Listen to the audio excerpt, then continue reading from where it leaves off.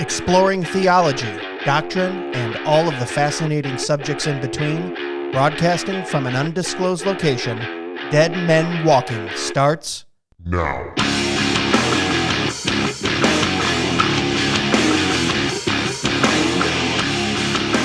Oh, well, hello, everyone. Welcome back to another episode of Dead Men Walking podcast.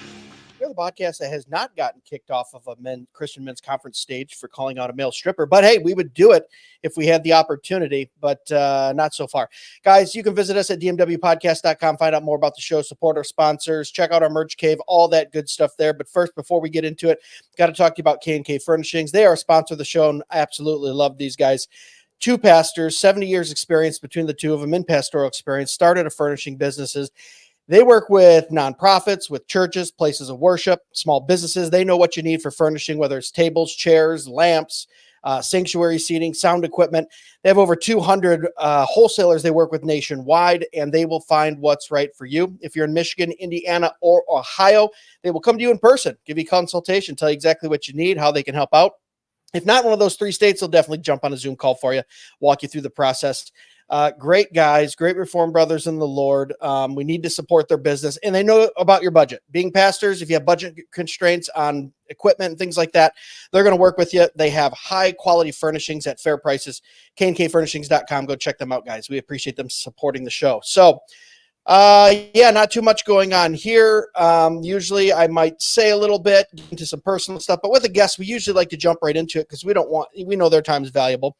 So they don't want to hear me ramble about me being excited to camp this summer and all that good stuff. So let's get right into it. He serves as the Fellow of Theology at New St. Andrews College. He's the author of 6 books, the most recent titled Leadership and Emotional Sabotage, which we are going to be discussing today.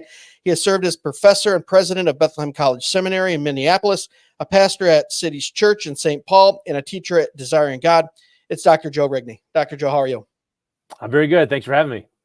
Yeah, thanks for being here. So saw the book, ordered it a little bit ago from Canon, haven't got it in yet. So I'm in, these type of interviews, I'm not feeling it because I haven't been able to read the book. And I usually like to try to look through it and read it and try to get some questions from out of there. So I'm kind of going blind. So you have to forgive me. I haven't been able to get through it yet, but I'm hoping that maybe from this discussion, we can explore a little bit about the book and things like that. The listeners maybe go out and purchase it and read it after we get done talking. But before that, can you give us a little bit more on your bio, just than your professional bio there? Tell us about the wife and kids, kind of a little bit of your growing up, your origin story, so to speak. Yeah, sure. I grew up in West Texas, in a town called Midland. And I was converted in a Baptist church when I was about 12 years old. And then my family was a part of a church plant in our town. That was kind of a hybrid of it was kind of a seeker-sensitive model church, but with a pastor who'd been really influenced by Piper. So okay, I didn't know, when you're 15 years old, you don't know that that's not normal, but it's not. And I'm really grateful for what I got there because it did. My pastor was very, very gracious and discipled me and in some key ways, and introduced me to Piper. When I was in college at Texas A&M is when I felt the call to ministry. That was largely through Piper's influence. I got real Bible broke open through his ministry. And so when I graduated from Texas A&M, newly married to my wife, who I met there, we moved to Minneapolis, and I was part of the Bethlehem Institute at the time. And then it was sort of one of those providential, in the right place at the right time situations where they were leveling up and adding a college. And so in my time there, they added a college, made it a full seminary, and I was right there in the thick of it, building it. So that was a great experience. We spent 18 years in Minnesota and had many wonderful hardship, ups and downs, the whole 9 yards of life. Great ministry there. We have 3 sons, all of whom were born there. So 14, 12, and 5. And so that's kind of how that all went. And then last year, the Lord kind of loosened some stuff, and we made a transition and moved out here to Moscow, where I'm now a fellow of theology and coaching high school football. Oh, okay. So well-rounded. I There do you go. like that you went from probably one of the hottest states to one of the coldest states. That was probably a fun transition, going from that Texas sun to those winters in Minneapolis. I am an extremist, I think. No, I actually don't actually enjoy the extreme weather, but yeah, so we can just meme that one, I suppose. But yeah, I grew up in the desert in West Texas where it was like, it's 100 degrees, and then God's like, you know what you need right now? A hair dryer in your face. And it was windy, but it was not pleasant windy. Yeah. So I grew up in the desert and then moved to Minnesota where, you get those negative 40-degree days where you'd walk outside and everything freezes and you might die. Yeah. And now we're kind of moderating. So I would say that the Yeah. climate here is it's not as cold as Minnesota. It's not as hot as West Texas. It's not flat like West Texas. It's got the hills and the mountains. And so this is kind of a new adventure. We miss all the lakes of Minnesota. Yeah. And I miss, I was going to say, my running joke about West Texas, I really love my upbringing and we're grateful for all of it. But like West Texas is the place where God ran out of ideas. So, and so it's just flat. If you like the sky, which I do like the sky, the heavens do in fact declare the glory of God. Then West Texas is the place for you because it's all sky. There you go. That was the creation on 6.5 days. God said, I need to rest after this. I'm running out of my time. That's blasphemous. No, that's awesome. Yeah, I'm a Michigander myself, so I like the lakes, but every winter, man, I need to be down in Florida or South Carolina. But, the four seasons are nice too. But we didn't come here to talk about the weather. I want to talk about leadership and emotional sabotage because, first of all, I love the title. I go through so many books and and sometimes you get sucked in by a book cover. And then you get to the book and you go, oh, this is not what the cover looked like. Don't judge a book by its cover, right? Sometimes you get a horrible cover and the book is unbelievable. So it goes both ways. But the name intrigued me, Leadership and Emotional Sabotage. Most of the listeners know here that, I'm a real estate broker. I run my own business. I do a lot of entrepreneurial things. So leadership in the business world always grabs me. Leadership at home with my family and my wife and my children. But the emotional sabotage, I go, what is that? And if you can make someone like me go, what is that? I'm getting that book, as a curious person. So kudos to the title, but can you unpack that a little bit? Where'd the title come from? And what are we 30,000 foot view? What are we looking at in this book? Yeah. So to get to the sabotage part, you have to understand sort of two facts about the cultural moment in which we live, which is not an unusual one historically. There's precedent. These sort of things happen throughout history. And I try to give some examples. But the basic thing has to do in the opening chapter. I talk about what Shakespeare, I'm a theology and lit professor. So Shakespeare calls a crisis of degree. And degree is his term for basically social order. So every society has sort of a glue that holds it together. And it operates kind of like gravity. So you got the sun at the center of the solar system, and there's this invisible force that keeps all of the planets moving the way they should and not colliding with one another. Well, societies are like that, and they have to orbit properly, and that gravity in the social world he calls degree. Well, there's a particular play where Shakespeare basically describes what happens when degree comes undone, when degree collapses, when it's concealed, when it comes untuned. And what happens is everything falls into chaos. The planets are now colliding with each other. Everything's a big chaotic mess. And then Shakespeare basically applies that to the social world. And in this particular play, it's an army. And basically says the reason our army is feckless and unable to get anything done is because of this crisis of degree. And so that's the first. So we look around our culture and we go, man, look at the angst, the anxiety, the agitation, the turmoil, the chaos. It doesn't seem like anybody is steering this ship. What in the world is happening? Everything is coming unglued. We're a society in the midst of a crisis of degree. That's step one. Step two is, where'd that come from? And Shakespeare pinpoints it as sort of the neglect and abdication of leaders. So neglect and abdication of leaders. So he says it's not that there were these external forces that caused it. It's actually an internal reality where leaders have abdicated their responsibility to have gravity and therefore enable the different spheres of society to operate. And that abdication has led to this chaos.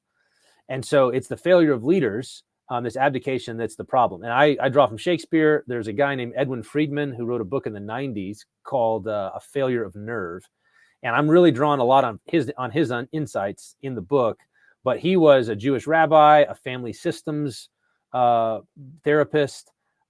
He was a hardcore evolutionist. So his book, while really helpful in diagnosing some problems, seeing some things, and making some good recommendations, needs work. I was always, when I would teach it as a college professor, I was always having to translate and say, okay, I know he says this. This is the language we should use. I know he says this and he thinks evolution gets it. It doesn't, but this does. Here's the gospel, how it does. So I was always doing that. And this book was basically put that on paper, with the idea that what we need is self-controlled, sober-minded, faithful leaders. So sober-mindedness is sort of the fundamental virtue that I'm commending for leaders. And so then that brings us to the sabotage part.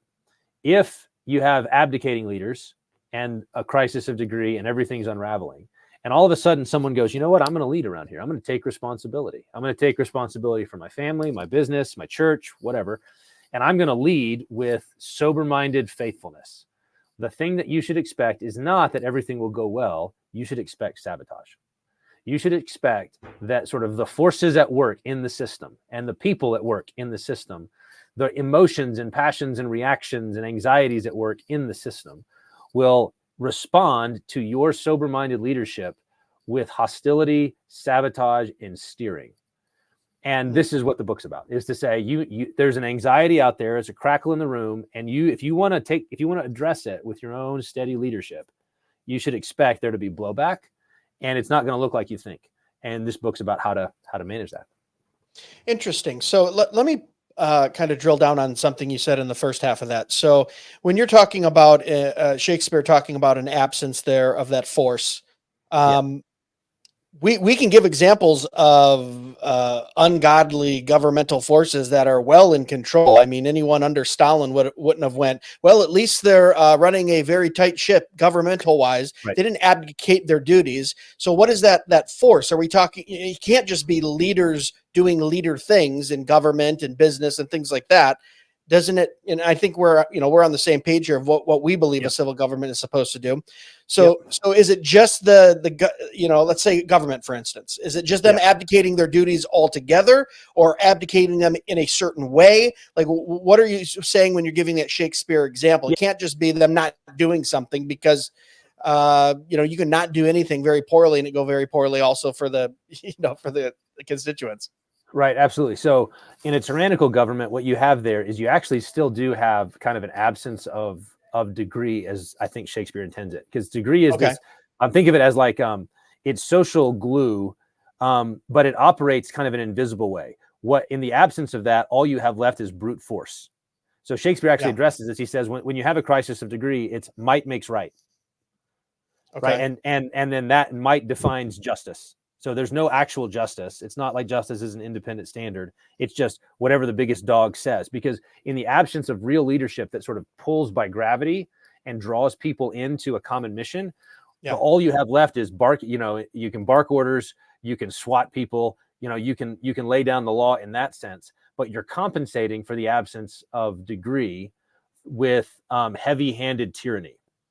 And that's actually one of the signs. And then the other way, so both tyranny and anarchy would have it. And oftentimes, this is just a sort of political philosophy point, but all people, if given the choice between tyranny and anarchy, will choose tyranny because at least it's orderly, because at least there's some structure versus anarchy in which it's an anything goes. And so that's why you have that swing between tyranny and anarchy, whereas something like self-government and faithful government, just government is rare, and it flows from the bottom up. You don't have just government from the top down unless you have self-government, unless you have family government. All of those things have to come because that's where you learn how to govern, how to lead, how to be ahead. Yeah, see, the only point I was trying to make too, and maybe for the listeners to clarify, is I've talked to some non-believers and they would go, can't we just get back to the way things were, where we kind of all just knew how to get along and we had kind of a respect for each other? And I'm going, yeah, but that glue that you're talking about, Joe, what does that glue consist of? Because the unbeliever would just go, well, we just kind of all agree on A, B, or C. And I'm saying, well, I say it's the law of God. It's the precepts and law of God and the word of God. So someone to Shakespeare who's saying force or glue or this social kind of construct, I would say, well, what is that glue made up of? And I think that's where the difference comes in. What would you say that that glue is, or it can't just be a common atheist kind of view of like, well, it's good for me and it's good for you, so we kind of have a moral landscape. We have to have what is the that relationship in society made up of or based on, I guess. Yeah. So the fundamental thing is in the to take the concept and work it into a Christian frame is God made the world so that he's the sun at the center of the solar system, right? So he's the one that supplies gravity. He's the unifying force that makes the planets orbit properly. Then you could think of each planet as sort of the different institutions of society. So you've got a planet that's the family, you've got a planet that's the state, you've got a planet that's the church, a planet that's business or whatever. You got these different spheres. And then in each of those planets, there's sort of a principal leader, a head. There's a king in a commonwealth, there's pastors in a church, there's a husband in a home, there's the boss at work. You've got these different heads, and then they are the ones that make the moons of those planets orbit properly there. Okay. So at the macro level, you remove the sun from the solar system, you take God out of the picture. Now the planets are going to wander to disorder. And now the planets, they're going to lose their gravity. They're going to abdicate. And now the moons are going to wander to disorder. And now it's just lots of things colliding with each other. And eventually it's just the biggest dog will win, right? Yeah. You'll have envies, rivalries, scapegoating. This is sort of the Shakespearean thing. Envies, rivalries, scapegoating, blame shifting, all of that will just multiply. And then at some point, somebody will win. And then you have the tyranny. The example I use in the Bible for this, that maybe sometimes if Shakespeare's a little too, I don't get that or whatever, is I try to get to Adam in the garden, because Adam in the garden is a great example of the kind of abdication and failure of leadership that I'm talking about. So there's this 3-step pattern where Adam abdicates. He's passive while the serpent is tempting his wife. He says nothing. He's there, but passive. And then when the moment of choice comes and she offers him the fruit, she's fallen, she offers it to him, he follows her. So here we have idolatry, where he listens to the voice of his wife. He elevates her above God and the commands of God. Her offer trumps God's command. And so now he's the leader, but he's following her. And then this is the key. When it's time to pay the piper and God shows up and says, what have you done? He says, the woman you gave me. So he blames her, which is effectively, I mean, this is important. Given the consequence for eating, is Adam saying, kill her, not me. Right. Kill her, not me. And so that pattern of abdication, which leads to sort of a high-handed idolatry and a worship of the creature rather than the creator, and then culminates in blame shifting, excuse making, and accusation. That pattern is Adamic leadership. It's failed leadership. It's abdication. And you see it throughout the Bible, and you look around and you go, that's what we're dealing with. That's what we're doing. Yeah. Oh no, that's so good. So you talked about emotional sabotage. Let's talk about the second part of that. Can you give us, or maybe in the book, you give an example of what emotional sabotage looks like, and how it's, I guess, what did it define it? And then have any examples of that? Yeah, sure. So I give a couple of examples, like sort of two common ones. The one maybe to start with here is all of everything that would go in the slander, false accusation, name calling, insult bucket.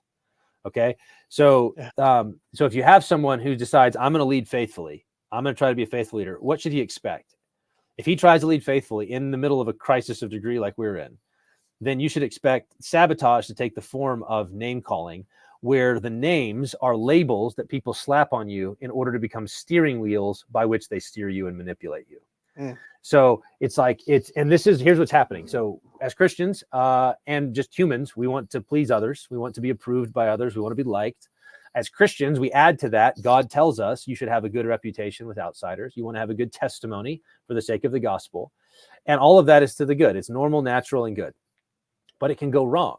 And it goes wrong. And when the world realizes, hey, these Christians really care about their reputation, then what they do is they wield your reputation as a steering wheel. And so they say, if you do this, if you do the thing that we don't like, if you call out the sins that we want to do, if you try to do, if you do stuff we don't like, then you're a bigot, you're a hater, you're an abuser, you're an abuse enabler, you're a misogynist, you're a racist. Just run through the list. And what those are, right? Yeah, tack on the label, and each one they're trying to see which one of these is going to give me a firm enough grip on your back to get you to do what I want, to take you off mission, to take you off what God has called you to do, so that you're now doing what I want you to do, which often is shut up and sit down and let us run things.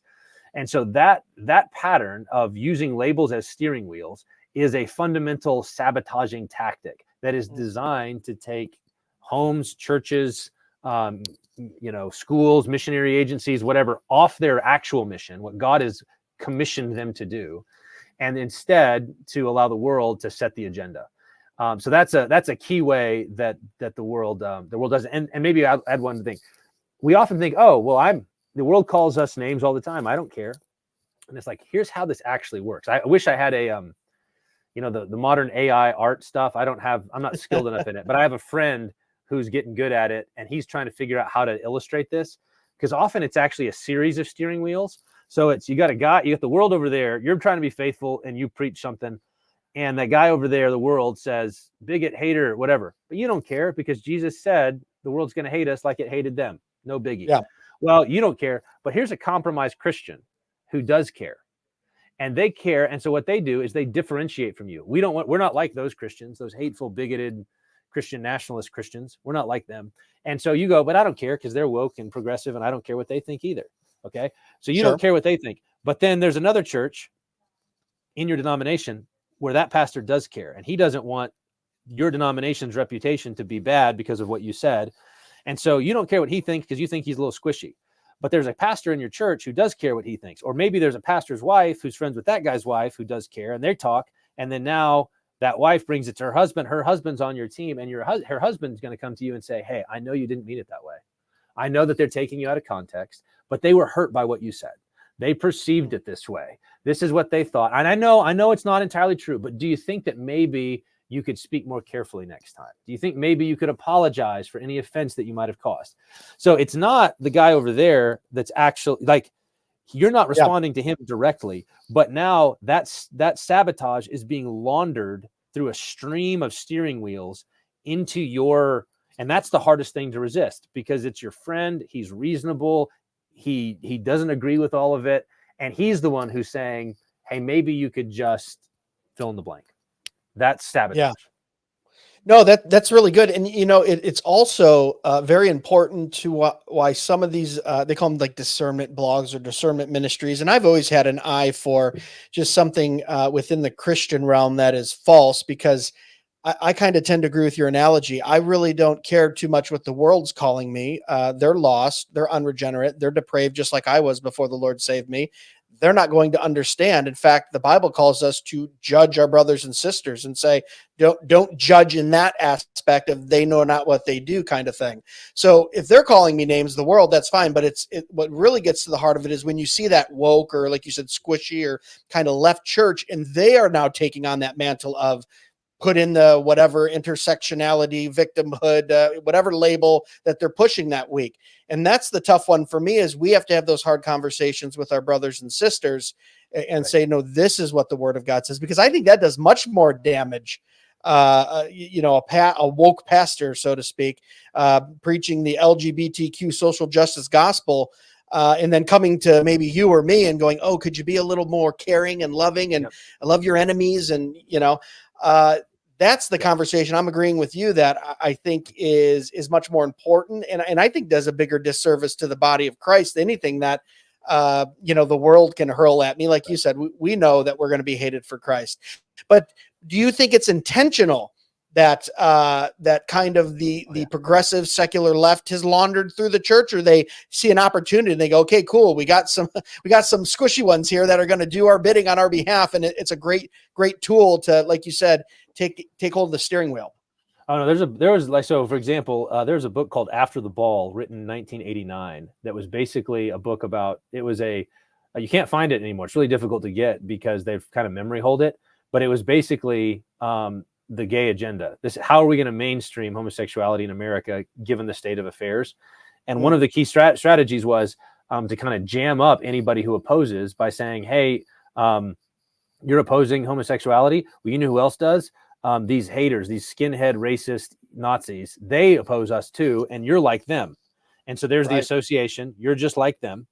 And therefore, people who care about the reputation go, oh, I don't want to be like them. And so they spend rather than opposing the agenda that's being crammed down your throat or being subtly worked into the cultural stream, you spend all your time trying to differentiate from bad actors who are used as steering wheels against you. So it was 100% a deliberate strategy. And now it's just worked its way into the system. This is how they've figured out that this is a good way. And this isn't just true of like the culture. Like part of what I'm trying to do in the book is say you're like families work like this. Families work with this kind of steering wheel stuff. So the other kind of big steering wheel I talk about is the way that emotion sharing or empathy can be hijacked in this way. So if you think about in a home, you may be an extended family. If you have a family member who throws a pity party whenever they don't get their way, and everybody accommodates them. Everybody says, okay, well, their feelings were hurt or they're getting emotional. And so now we're going to do what they want. And it's nobody ever says it verbally. Nobody ever says, hey, let's just accommodate to the manipulator. Nobody, because if they said that, it would expose it. Instead, it's, hey, like they've had a hard week. Hey, it's been a rough year. So yeah, I know that they shouldn't have said it that way. It's the same phenomenon of excuse the most immature, reactive, combustible people and allow them to set the agenda for your institution, whether it's a household or a church or whatever. And so this sort of tactic of sabotage, steering by name calling or steering by emotional blackmail, those are the things you should expect if you decide to say, hey, wait a minute, this is the institution I've been put in charge of. I'm a head of my household. We're going this way. I know this household exists for fruitfulness and multiplication and dominion. And so that's what we're going to do as a household. And all of a sudden you start getting kneecapped from the side. Wow, where did that come from? And now you're spending all your time doing this because it's taking you off mission. And there's an attempt to grab the steering wheel of your institution and take it where somebody else wants to go. So it's partly deliberate. And then once it gets going, it just becomes the reactive way. It's I talk a lot in the book about social stampedes, which is when passions work themselves up and they just shoot through a body and everybody runs left or everybody runs right and everybody just reacts and panics or everybody shuts down. And all of those sort of emotional reactions and everybody's just an emotional domino. It's just boom, boom, boom, boom, boom. And as a leader, your job is to be the place where it goes thunk. Yeah. Because you're steady. You're sober. You're planted. You've got some ballast in your boat. You don't just get tossed by everybody else's reactions. That's the sober-mindedness is the fundamental virtue that I'm commending in the book for leaders. Okay, so that's good. I'm glad you brought up the other spheres too, because I know the book doesn't just focus on political. We're talking about all the spheres: family, church, business, governmental, civil spheres, stuff like that. So how do we guard against that? What's the solution to that when we encounter those type of emotional saboteurs that will do that? Even that's a great family example that you gave. Someone who is, a certain way to gain attention or get their way, even within a family unit, the leader has to be able to respond to that correctly. So what's some pragmatic ways to either guard against that or to protect ourselves against emotional sabotage when we're in a position of leadership? Yeah, so you've got to be grounded. So again, sober-mindedness is the fundamental virtue, and it's a virtue that I don't think we've given enough attention to. In the old, in the ancient world, I think they did sort of treat it with a kind of, it shows up in the New Testament in a number of key places. It's a qualification for eldership and things like that. And I've used it as kind of like an organizing virtue because basically sober-mindedness, it comes literally from don't be drunk. So alcohol causes drunkenness if you drink too much of it. And therefore you're physically impaired, you're mentally impaired, you're morally impaired, you make bad decisions, you're unwise, you fixate, you're stagger, all of these impairments of your functions by virtue of this alcohol. Well, the point is you can get drunk on more than alcohol. In fact, you can get drunk on passions. You can get drunk on emotions. Emotions, they're important, they're good, and they should not be in charge. They should not be leading. When the Bible talks about emotions and passions, they can be good, but often they're dangerous because they can lead you astray. They can enslave you. You can be enslaved to the passions of the flesh. The passions of the flesh wage war against your soul. That sort of language implies that your passions are unavoidable. They're going to be there, but they need to be governed and stewarded and guided. And therefore you have to have a mind, an intellect and a will. Your mind needs to be set on Christ, grounded in the gospel, and therefore stewarding your own emotional reactions. So at a practical level, what that means is the first thing a leader has to do is be aware of his own emotional states.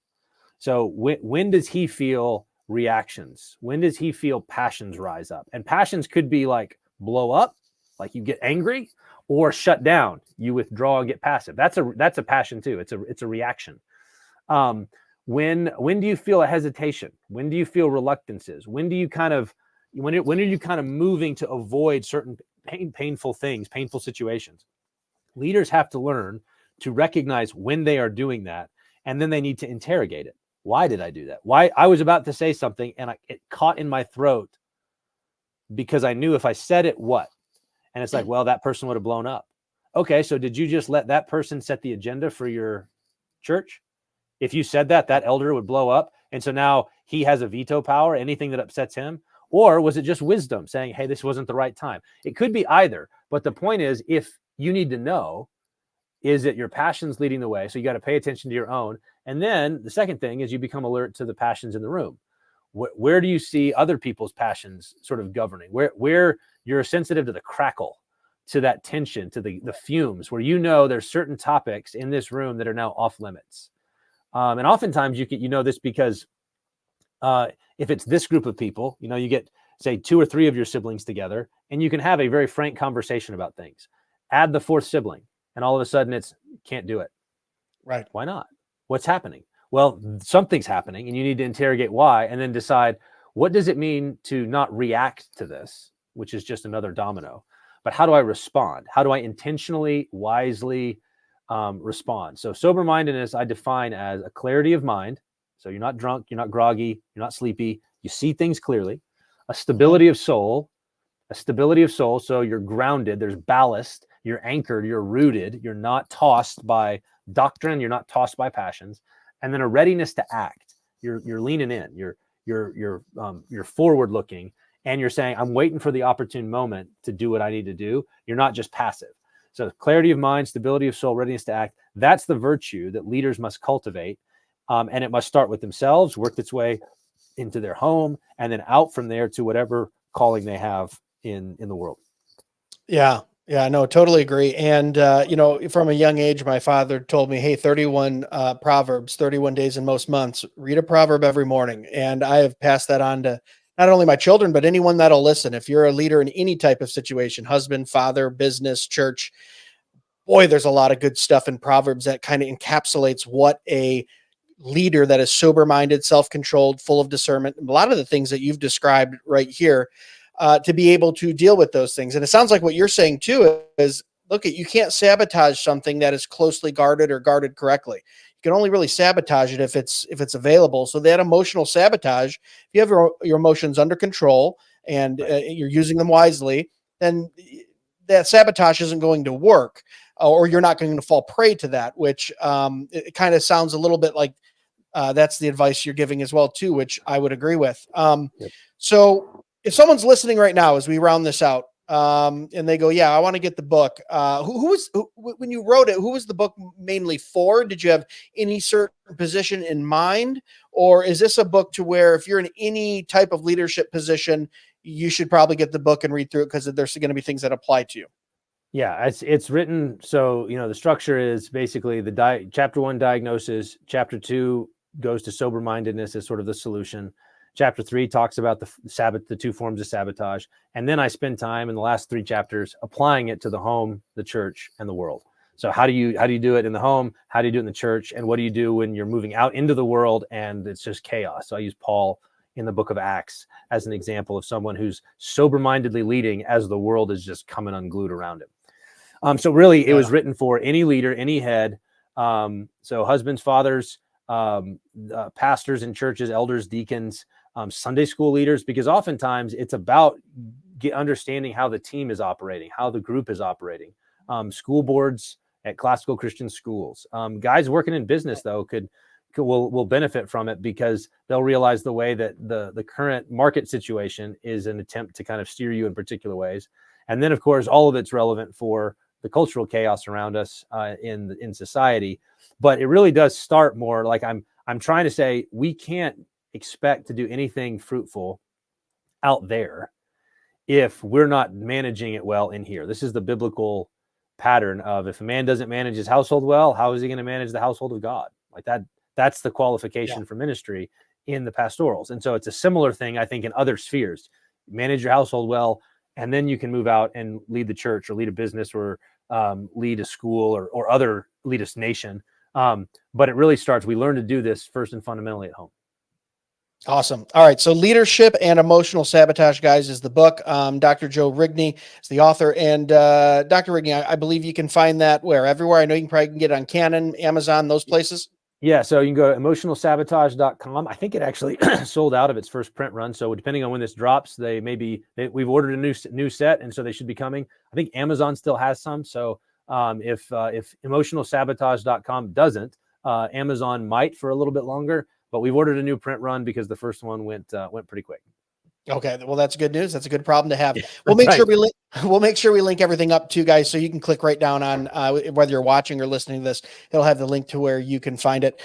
But yeah, so what we like to do too on this show is we like to take learned men, doctors, and bring them down to our level by doing a little segment called Fresh 10, which is where we ask 10 fresh questions. It seems to be a very popular segment. People love to hear the personal side of their favorite speakers and authors. Would you stick around for a couple more minutes and I'll give you 10 fresh questions to get to know you a little bit more? You bet. All right, let's do it. Here we go.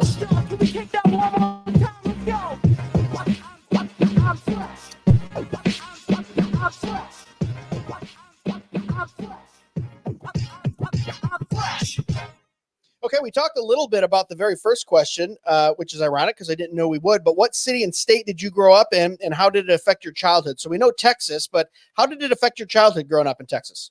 Yeah, so I grew up in West Texas specifically. So I'd say maybe a quick way. I grew up playing high school football in West Texas. So Friday Night Lights was my high school experience. So the actual, like the original, that book that then became the movie and became the show was based in my school district. So that was, and I was a football player, so I played a lot of high school football. So the two things that sort of, I think, define my high school years, at least, was high school football on the one hand. And then I was involved in my youth group and in, community Bible study where I learned to do inductive Bible study. That's where I learned to study the Word of God. Nice. Really grateful. So both of those for me were really great experiences. Follow-up question. What position did you play? I was a wide receiver. And I figured out I was not the fastest. I was not the biggest. I had pretty good hands and I was smart. And so I actually learned all four wide receiver positions as well as tight end because what it enabled me to do is when I was on the field and the coach would send somebody in to replace me, I would just tap the guy next to me and say, "Hey, you go out." And I would move over to his spot so that I never had to come off the field. There you go. I was like, so as long as I knew. And so it was fun because there was one time I distinctly remember there was one time where the coach called a play in and had the wrong personnel. Like we needed a tight end and didn't have a tight end. And so and I'm like this little wide receiver and I'm like, I got this. And so I set up at tight end and then the right tackle, this massive dude, looks at me and he goes, "Rigney, what are you doing?" I'm like, "I'm going to block that guy." And I just got in his way for a minute. So that was how my wide receiver with like one block at tight end. I was going to say you're in there blocking a Rob Gronkowski or something. And Okay. Question number 2, what's your favorite funny story to tell people or maybe a go-to joke or maybe you meet someone for the first time, you're in a social situation. What's a little go-to joke or funny story or something like that you can share with us? Oh man. I probably already used it. I used I grew up in West Texas, which is the place where God ran out of ideas. That one lands pretty good. That one lands pretty good. I didn't realize we were going to be running through all these questions at the top of the show. Right. Let's try to get to some new one here. Okay, we're in the DeLorean. The flux capacitor is fluxing. Are we going back in time to visit our great-great-grandfather? Or are we going forward in the future to visit our great-great-grandchildren? Or great-great-great-grandchildren? Yeah. I would say, I'd say we were going to go back in time. Back in time. Okay. Are you in your post mill, huh? Okay. Post-mill, yeah. Okay. My post-mill guys on here usually want to go to the future. No. I'm like, hey, God's got the future, man. I want to go learn from the past. I want to go figure it out.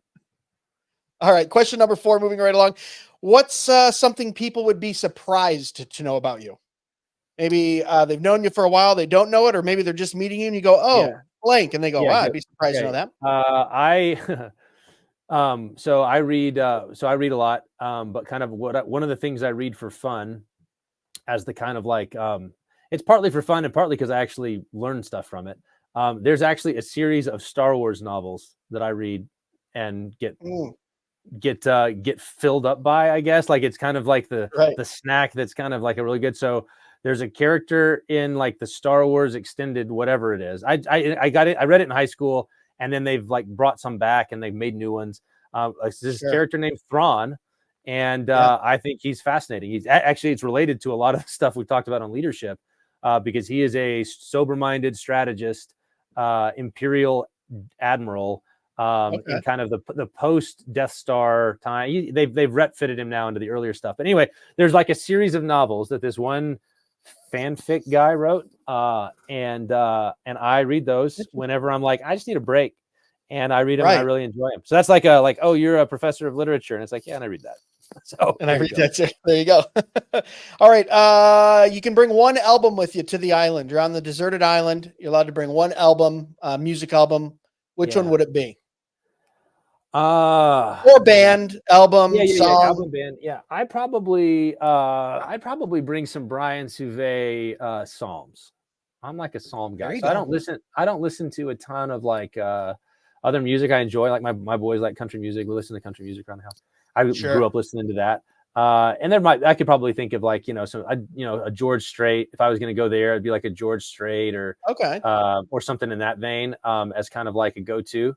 But if it was like right now, I'd be like, I'm on an island. I need to be able to sing some psalms. So let's get some Brian Souvet. No, shout out Brian. He was just on a few weeks ago. Awesome. Question number 6. What Monopoly piece do you take? Are you the hat? You the thimble? You going for the dog? You the pot of gold? I'm probably the thimble. When I think about it, I'm like, I think I remember being the thimble, but I don't actually know, but I don't know why. I don't know. I say the thimble is the classiest one. Okay. So you're doing well there. Which is what you're doing when you're playing Monopoly. Exactly. Classy and flipping tables if it's my family. Question number 7. What do people misunderstand about you the most? What do they misjudge or misunderstand or assume, and then you go, no, that's not right? I think my wife would say that people assume that I am unapproachable, that if they had a problem that they couldn't bring it to me. So I think she's like, that's the thing that she's brought up, is that people don't realize, Joe, that you would talk to anybody about anything and you don't lose your cool. You don't mind criticism. It actually is an opportunity. So I'd say probably that like there's plenty of times where people sort of think false things, and are reluctant to come talk about it because, he's, he's a preacher, pastor, theologian, PhD, intimidating, whatever those things are. And I'm actually like a super chill, like people come talk to me. It's fine. There you go. All right. This one we've modified a little bit because we're getting a lot of the same answers. So any secular non-believer historical figure, dead or alive, you could sit down with a cup of coffee and talk to them for an hour. Who would it be? Secular, not a non-Christian, dead or alive historical figure. Oh man, I'd actually, so part of me I don't know what Churchill's faith commitments were. So if he counts, I'd be maybe interested there. That'd be a hoot. Churchill. But if I was actually going to go farther back, it would probably be like a Roman emperor. Because I'm just curious, like, how did you think, you have this massive empire, but it's like, you don't have technology. How do you think about it? Like, what is it? And how are you thinking about all these things? So, and I don't know which one like Diocletian. I don't know. Diocletian should probably kill me, but I'm just going to say, they probably go, we just kill people. We like, like maybe like a Marcus Aurelius or something like that. Like the Stoic guy who's like, the That's good one, the decent one. I'd be like, hey, let's go talk to that guy and see how did it go? All right, cool. Question number 9. We modified this one too. We used to ask, what's your favorite movie? And people go, oh, I can't pick a favorite. So we modified and said, what's a movie you have just watched multiple times? Sure. And usually that becomes your favorite. What's one you can just put on, you watch it, and you go, I've seen it 9 times, but I'm just going to watch it again. It's comfort movie. Yeah, so I could actually say favorite movie here. It's Groundhog Day. Groundhog Day. I just saw that for the first time about 3 years ago. Okay, Groundhog Day is in fact the perfect movie. It is. Like that's like a bold statement. It's just that there is no way that you could improve it. Like there's no fat on it. For what it is, there's no fat. It's got the humor works. Bill Murray's perfectly cast. The other characters work really well. It's got a fantastic, like you could just endlessly talk about the message. It repays multiple viewings. You watch it every year on Groundhog Day because, of course. So we try to do that around every year in February. It's not always on February 2nd because sometimes stuff's going on. but somewhere around there, my family, we are going to be watching Groundhog Day. That's awesome. All right, last question. Here we go. What is a book outside of the Bible that everyone should at least read through once? And it can be one of your books if you want. No, I won't be one of my books. I mean, my books are fine. But, I would say that's a test. You passed. Yeah, good. So I would say Pleasures of God by Piper. Pleasures of God by Piper. Book. If I was going to say one for everybody here somewhere. Yeah, so that's that was the one. You know, I think I can't remember if I read Desiring God first. I probably did in college, but it was when I read Pleasures of God that like a bunch of stuff kind of broke open. And I think it's just more. That's Piper's best book. There you go. All right, that was Fresh 10 with Dr. Joe Rigney. Can we take that one more time? Go.